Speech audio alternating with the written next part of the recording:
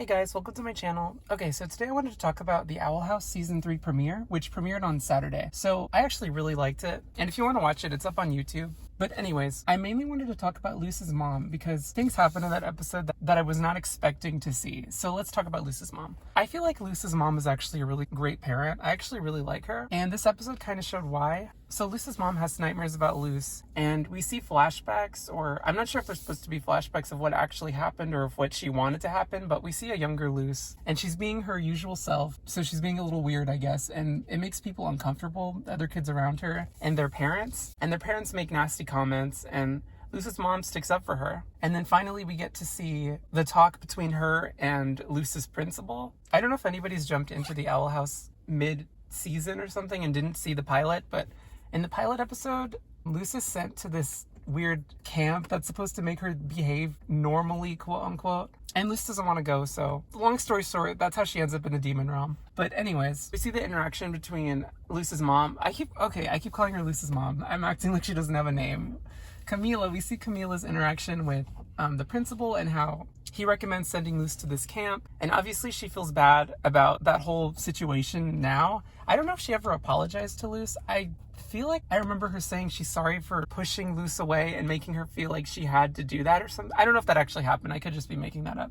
But that brings me to why I really like Luce's mom, because she does feel bad about that whole situation and she is trying to make amends. So that's why when she sees that video of Luce talking about how she's planning to stay in the human realm and never go back, because Luce, in this episode, Luce feels really guilty about everything that went down. She feels responsible. And that's why Luce's mom at the end decides to, she doesn't want Luce to stay in the human realm because of all that. So she instead, goes with Luce to the demon realm, which is okay. Also, I want to say I actually really liked that, not only because it's super supportive, but also because it bothers me a little bit in shows when parents are so uninvolved with the kids' lives. Like, kids are, especially with shows where the kids have like a sort of chosen one thing and they have to fight evil or whatever. It bothers me when the parents are not involved at all. Like, they just kind of worry from the sidelines and they don't act, I guess. And that always kind of bothers me. But anyways, yeah. And, it also reminds me a little bit of My Hero Academia with Toga. So for anybody that watched My Hero Academia, or that hasn't watched My Hero Academia rather, Toga is a character. She's a villain, but she's kind of a misunderstood kid a little bit. So basically, she has this superpower where if she drinks someone's blood, she could turn into them. That's her quirk, which her superpower, her quirk, whatever you want to call it. And her parents always thought that was creepy of her, that she kind of just drank people's blood. Well, she didn't drink people's blood, but she drank animals' blood.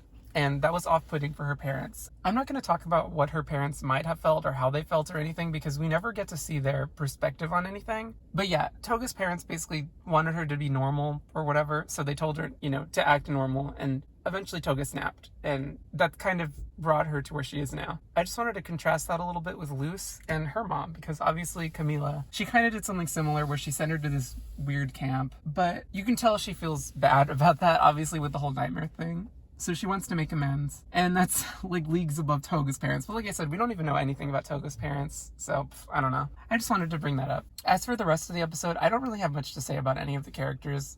It's nice to see Hunter thrive in the human realm, and V. I can see them. I don't think Hunter... Okay, I don't know how the show's going to end, but assuming that both worlds stay separated, but not completely separated, like you can cross over whenever you want, I'm pretty sure, or I can see V staying in the human realm forever just because she's been there a while and she's, like I said, she's thriving. So I can see her sticking around. Hunter, maybe. I'm not really sure. I feel like he could go either way.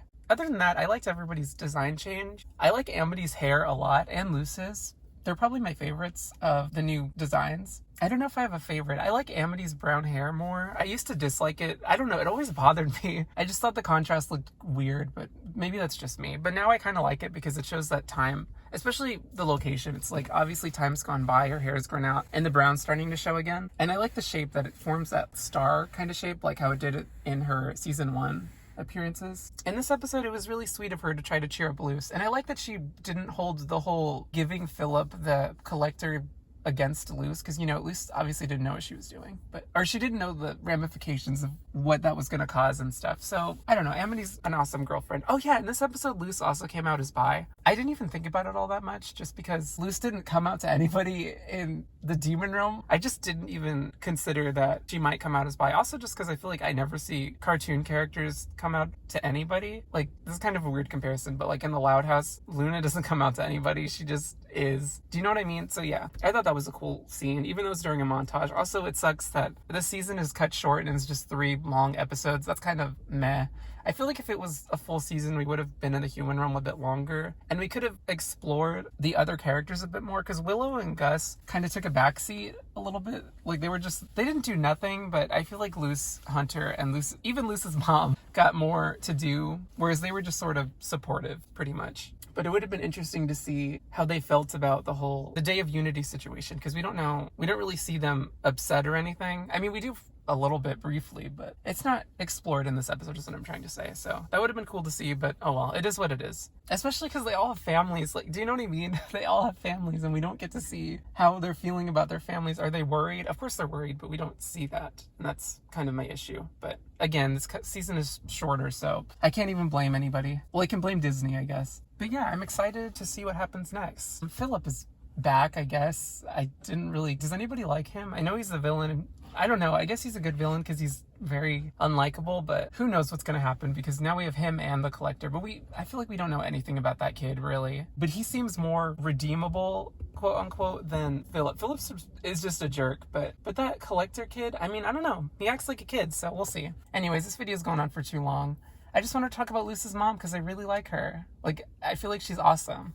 And I'm glad she's getting involved rather than just kind of being at home. And, just being supportive, I guess. But yeah, that's all I pretty much have to say. Thank you guys for watching. Okay, actually interjecting. I completely forgot about Flapjack. I'm sorry. So in this episode, Flapjack sacrificed himself to save Hunter. I forgot that happened. Not because it wasn't sad. It was really sad. And I felt bad for Flapjack because Flapjack's always been there for Hunter pretty much when Hunter didn't really have anybody. Even when characters would try to get Hunter to, they would give him a chance and he would kind of betray them. But anyways, that brings me to what I wanted to talk about. So I'm kind of curious if Hunter's going to feel any kind of guilt for what happened. I'm not saying it's his fault or Luce's fault that any of this went down, but things could have gone differently if he'd, told everybody his secret. Like Willow, I guess especially Willow, because it seems like he's the closest with Willow. But if he told them about the Grim Marker thing, they might have been able to back him up during the confrontation with Emperor Bellos, and then maybe he wouldn't have gotten possessed or whatever that was. So I gotta wonder if he's gonna feel any kind of guilt in the next episode. Again, if this was a longer season, I feel like that would have been explored, but I don't know for sure. So yeah, I just wanted to bring that up because I'm curious if he's going to feel bad about that at all. Not that it's his fault. Again, it's not really his fault. I understand where he was coming from, but it just feels like if you put yourself in his shoes, you think, okay, maybe if I didn't keep the secret, things would have gone differently. That's just how I feel about the situation. Anyways, that's all I had to say. Thank you guys for watching.